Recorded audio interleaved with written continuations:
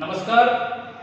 Pan India जो campaign है हमारा, आउटरीच का मतलब हम अपने 545 जो गांव हैं, जो हमारे रिमोटेस्ट एरिया में, जैसे बाकरस गांव में कोई बुजुर्ग लेडी है, क्या वो हमारे तक आ सकती है?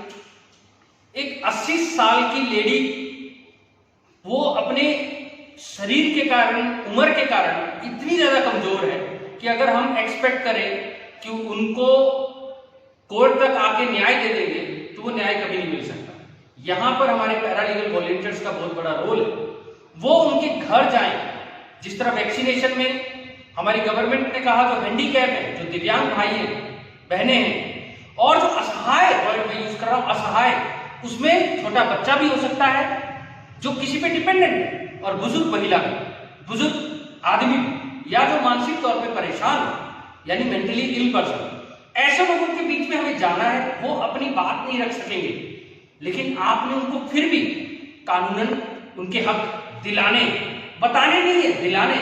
यानी आपका काम डिस्ट्रिक्ट मजिस्ट्रेट साहब, एसपी साहब और जुडिशरी के साथ एक तालमेल का है। आप हमारी एक कड़ी, आप उनकी आवाज बनकर व्हाट्सएप के जरिए, आप इसमें नालसा का देखो, हमारे सारे पीएलबीज ने इंस्टॉल किया हुआ। हमने पोस्टमैन को भी ट्रेनिंग दी है। बाकरस के पोस्टमैन में, या हमारे ददाऊ में, जैसे कि पीएलबी है, ददाऊ से है यार, इनको दिखाओ। अब मेरे जो ददाऊ के नागरिक देख रहे हैं, तो ये मान लो ददाऊ में आपके विलेज लीगल सपोर्ट सेंटर में बैठे हैं, आप केवल इनके पास चले जाएं, या आपको पता लगता है तो आप उनके पास हो जाए। नालसा के ऐप में अगर हम देखें तो यहाँ पर नालसा का ऐप है, हम इस ऐप में जाएंगे, इसको ऐसे करके छुएंगे और ये अपने आप सारा कुछ नालसा का दिखाना शुरू कर देगा। उसको कोई पैसा चाहिए, उसको इसको वो टच करेगा, टच करते नाम भरना है, उम्र भरना है, डिस्ट्रिक्ट भरना है, और आपको क्या हुआ है भरना है, नेक्स्ट कर देना, हमारे पास को पहुंच जाएगा। हमारे पास पहुंचने की हमारी ड्यूटी है। आपके बैंक अकाउंट में बाकरस या ददाऊ में आप बैठे, वहीं पर आपके पैसा आ जाएगा। आप सोच रहे हैं, या आप सोच रहे हैं इतना बड़ा, ये पूरे विश्व में इतनी तरीके से न्याय को नहीं पहुंचा पा रहे, ये बहुत बहुत बड़ी अचीवमेंट है। और इस 1.5 महीने में अगर हम कामयाब रहते हैं अपने 545 गांव में इस बात को पहुंचाने की कि एक टच स्क्रीन पे आपको न्याय मिल सकता है, आपके वकील साहब मिल सकते हैं, आप सुपरवाइज कर सकते हो।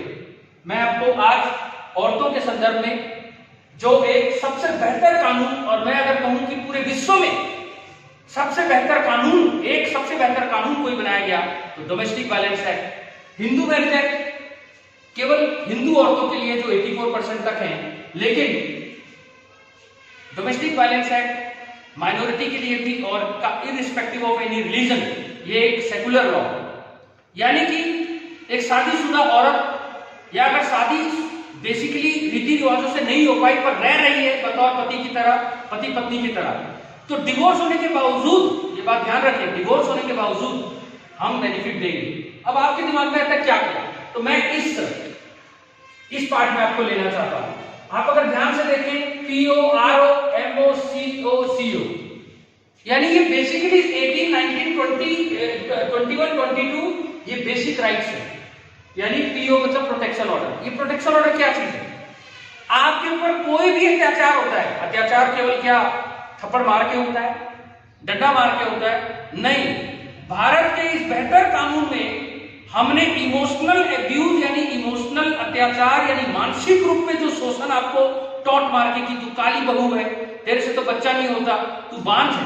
मैं इस तरह की लैंग्वेज इसलिए यूज कर रहा हूं क्योंकि हमारे रूरल इलाके में 6.7 पर, हमें भूलना नहीं चाहिए, लाख गांव, 2,75,000 ग्राम पंचायत है। हमारे पीएलबीज उन्हीं मार्जिनलाइज्ड लोगों से बात करेंगे, और आप देखेंगे कि बेसिक प्रॉब्लम बड़ी बड़ी नहीं है, रॉकेट साइंस वाली प्रॉब्लम यह है कि मेरे को काली कहता है, मेरा बच्चा नहीं हो रहा, लड़का नहीं हो रहा, तो मेरे को दोष दे रहा है, जबकि लड़का होने में या लड़की होने में पति का साइंटिफिकली रोल होता है। लेकिन ये छोटी छोटी बातें एक औरत को सुसाइड करवा देती है, और जो लोग सुसाइड नहीं करते वो मरते जाते हैं। वो क्वालिटी ऑफ लाइफ जो आर्टिकल 21 ने इस देश के सब सिटीजन को एश्योर किया, वो नहीं मिल पाता। तो ये जो कानून है, हिंदू मैरिज एक्ट, या ये प्लीज आपको केवल मेंटेनेंस, यानी पैसा, या आपको कोई पति को जेल भेज दिया, ये इस चीजों के लिए नहीं। हम आपकी डिग्निटी, आपकी इंटीग्रिटी, आपकी प्राइवेसी, इनका ख्याल रखने के लिए इन कानूनों को बनाते हैं। आम भाषा में आपने लोगों को क्या समझाना है कि जज साहब इसमें प्रोटेक्शन ऑर्डर देते हैं, यानी पति को या सास को या बहू ननद को ये बोला जाता है कि आप किसी भी तरीके का अत्याचार नहीं करेंगे। फिर रेजिडेंस ऑर्डर, उसको घर दिलाते हैं। वो ये नहीं कह सकता ये तो घर मेरे माँ बाप के नाम पे है, जहां तू शादी करके लाया था तो लाया था ना, और नहीं है तो किराए का मकान लेके देना पड़ेगा। और आप बोलो सर किराए के मकान में तो खुद भी रहेगा, मेरे को मारता रहेगा। नहीं, अगर पति अपनी आदतों को नहीं सुधारता, शराब पीता या शोषण करता है, तो अलग रहकर भी उसको रेजिडेंस ऑर्डर और मेंटेनेंस ऑर्डर का हक दिया इस कानून में। लेकिन फिर पति ये ना सोचे कि कोरोना में मैं कुछ कमा नहीं रहा, पत्नियां सारे कमा रही है, आंगनबाड़ी में लगी है या टीचर लगी है, तो मेरा कोई हाइक नहीं। हम अपने पीएलबीज को ये बताना चाहते हैं कि आप लोगों तक बताएं कि कानून के आगे सब बराबर है। आप सेक्शन 25 देखें, हिंदू मैरिज एक्ट के सेक्शन 25 में आप देख सकते हैं मर्द और औरत दोनों पैसे गिन रहे हैं। पैसे गिनने का मतलब है कि जज साहब ऐसे हालात में पत्नी को बोल सकते हैं कि आप पैसा देंगे। अब आपके दिमाग में आएगा सर ये तो केस बहुत देर चलता है, 2-2 साल, तो मैं तब तक तो भूखे मर जाऊंगी। नहीं, आप देख सकते हैं सेक्शन 24 में एंटरिंग वर्ड है और यहां पर सेक्शन 23 में एंटरिंग वर्ड है। यानी जिस दिन आपका केस हमारे पास आया, केस का जो भी अंजाम हो बाद में, हम सेम डे एक हलफनामे लेकर उसी समय पैसा लगा देते हैं।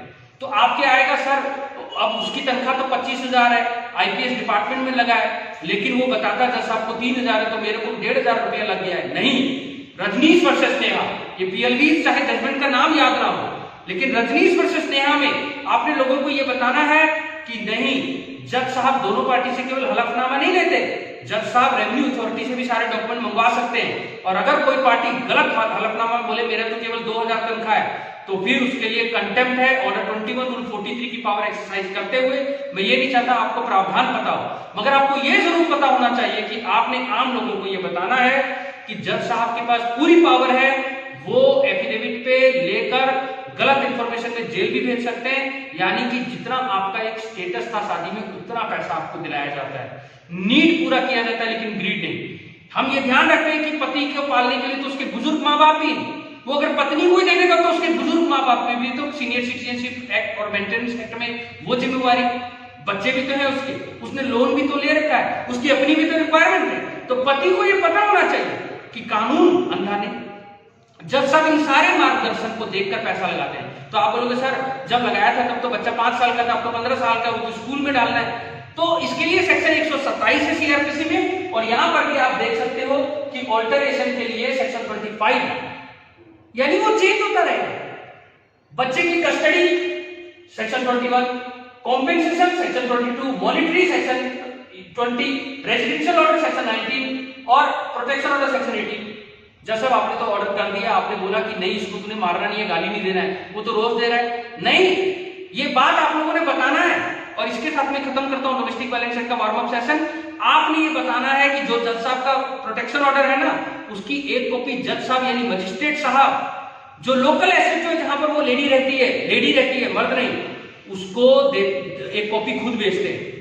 वो एक कॉपी खुद भेजते हैं सेक्शन 24। पार्टीज को तो हम फ्री कॉपी देते ही देते हैं, एक कॉपी हम एसएचओ साहब को भेजते हैं ताकि वो लेडी बार बार हमारे पास चक्कर ना लगाए। अब मुझे बताओ कितनी ज्यादा बड़ी ताकत है। अगर उस असहाय लेडी को, मार्जिनलाइज्ड औरत को बार बार जज साहब के चक्कर नहीं लगाने, और ये हमारे पीएलबी, हमारे स्टूडेंट्स ये बताते हैं, तो मुझे बताओ वो लेडी कितना एम्पावर्ड महसूस करेगी। सेक्शन 31 में एफआईआर दर्ज हो सकता है और जेल हो सकती है पति को एंटरिंग प्रोटेक्शन ऑर्डर की वायलेशन या प्रोटेक्शन ऑर्डर की वायलेशन पर। ये छोटी मोटी चीजें नहीं है, ठीक है। इसके साथ हम मिलते हैं वापस हिंदू मैरिज एक्ट और लेडीज की कुछ राइट्स को लेकर अलग पार्ट में। जय हिंद।